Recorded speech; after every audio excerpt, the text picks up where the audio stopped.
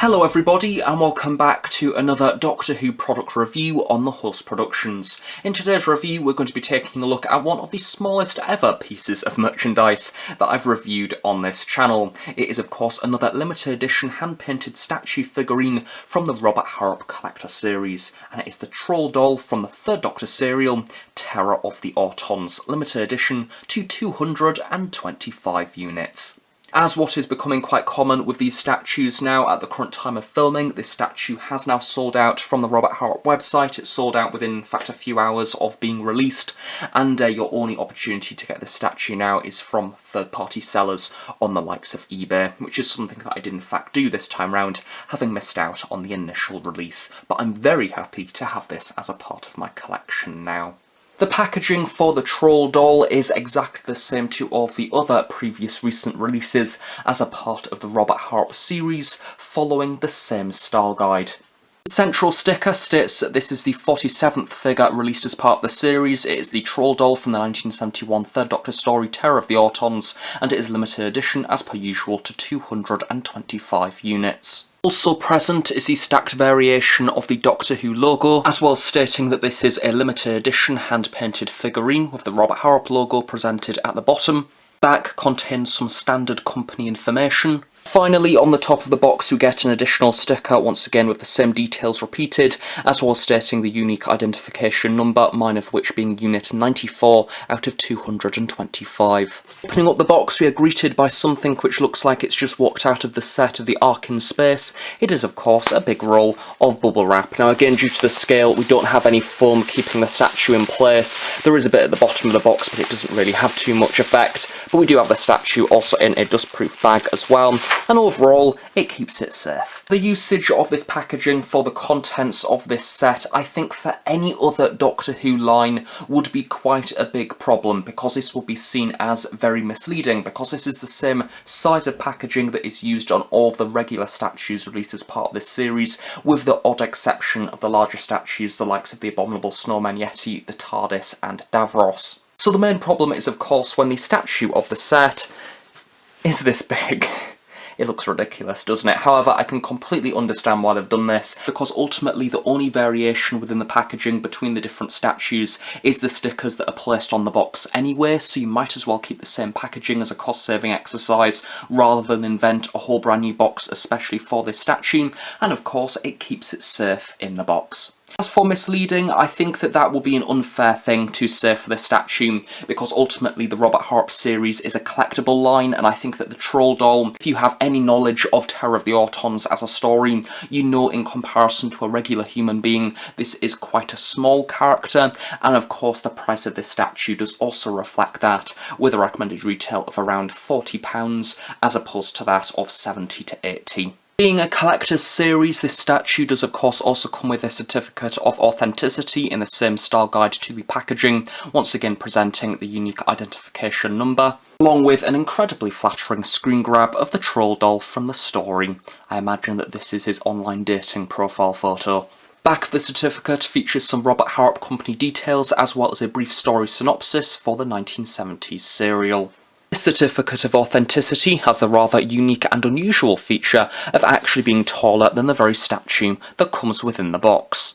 The Troll doll stands at roughly 6.5 centimetres tall, not including the base, and he is quite possibly one of the weirdest singular pieces of merchandise that I've ever reviewed on the Host Productions. As always, however, Robert Harrop have strived to fit as much detail as possible into this tiny statue, not only representing the character, but also the actual realism of the on-screen costume. Starting off at the head, as frankly I can't put off talking about those piercing eyes any longer. The sockets have been submerged into the head, complete with a few wrinkles, and a darker paint application has been used to really make it pop. The eyes are like little rounded buttons, picked out with a sharp white and tiny black pupil. This has been given a gloss finish, providing an eerie, glazed, lifelike effect. The enlarged eyebrows are sculpted well, arising above the rounded head, and the ears have been presented with some basic but effective sculpting details at either side of the head. The nose also pokes out in a very pointed fashion, complete with 2 nostrils. The lips have been given a subtle purpley tint, and again a very nice gloss white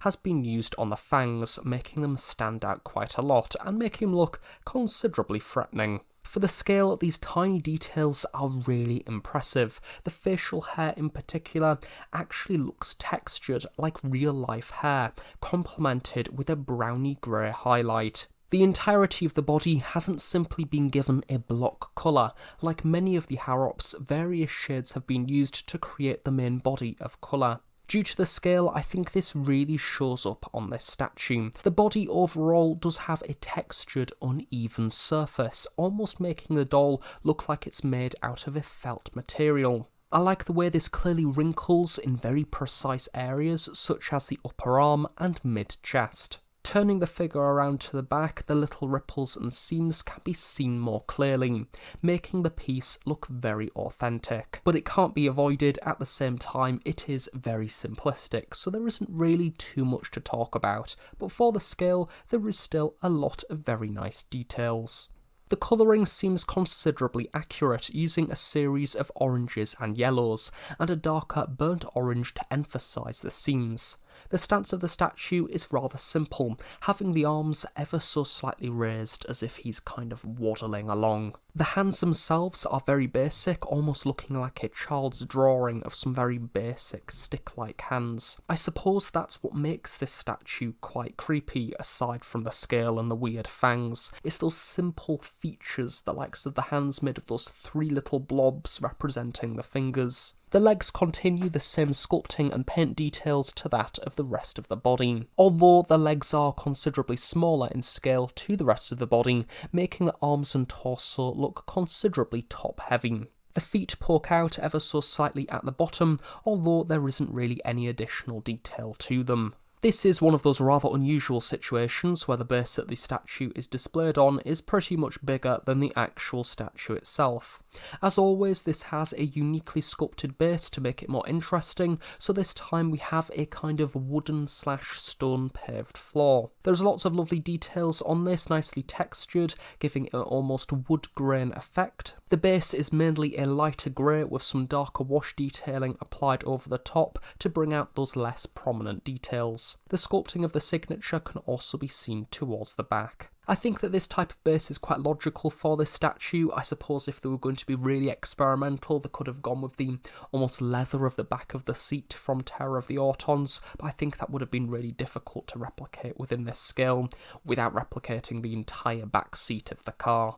As per usual, the side of the base has a white banding towards the bottom. Flipping the statue upside down to take a look at the base, we do of course have the addition of the usual sticker, again repeated from the packaging, with the unique identification number presented in the centre. There's also of course this material running around the side, meaning that when placed on a display surface, the statue shouldn't move around too much. And this is of course the moment that I really regret not getting the Roger Delgado Master statue to complete the Terror of the Autons collection. Here we have the Troll doll alongside the previously reviewed and excellent Daffodil Auton statue, and they look superb together, although of course there is a rather significant size difference. Compliment that I can extend to both the Troll doll and the Daffodil Auton is that both of these designs are so creepy yet so effective and incredibly memorable. I would dare say that these two characters are in fact up there in the list of most memorable characters from classic series Doctor Who, regardless of how long they actually appeared within the TV show. And if you are a fan of this story, I imagine this will be an excellent addition to your shelf, and to be honest, I think both of these will look excellent a part of anybody's Robert Harrop collection.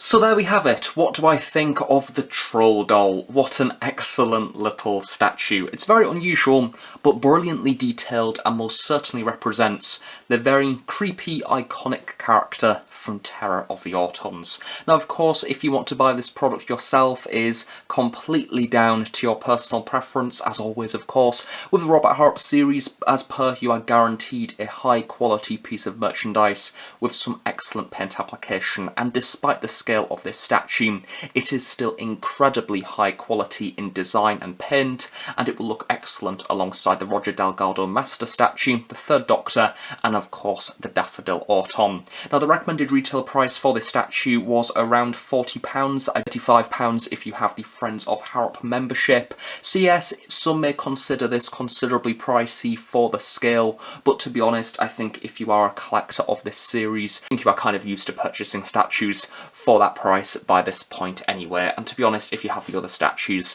this will make for a really unique and different addition to your shelf, but is most certainly a product not for your average collector that gets the odd piece of merchandise here and there.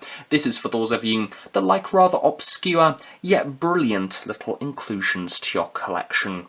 So thank you very much for watching this review. I really hope you have enjoyed it. Do of course stay tuned on the Host Productions for regular Doctor Who content from Big Finish audio drama reviews, product reviews and much more. So thanks for watching, have a nice day, I shall see you all next time.